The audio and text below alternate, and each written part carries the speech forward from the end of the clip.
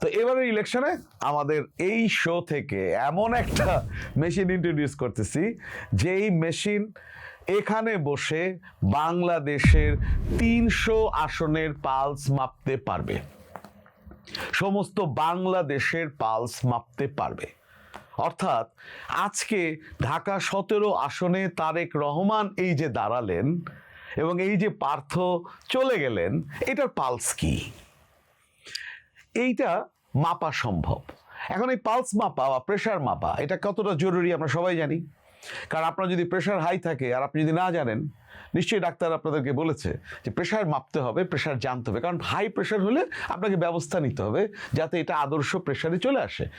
Otherwise আপনার যে কোনো সময় যে কোনো দুর্ঘটনা ঘটতে পারে, লো প্রেশার হলেও তাই। কাজেই নির্বাচনের প্রেশার জানাটাও খুবই জরুরি। কেন জরুরি? কারণ তাহলে আপনি জিতবার জন্য প্রয়োজনীয় ব্যবস্থা নিতে পারবেন। আলটিমেটলি এটা তো একটা খেলা, একটা গেম এবং একটা দায়িত্ব।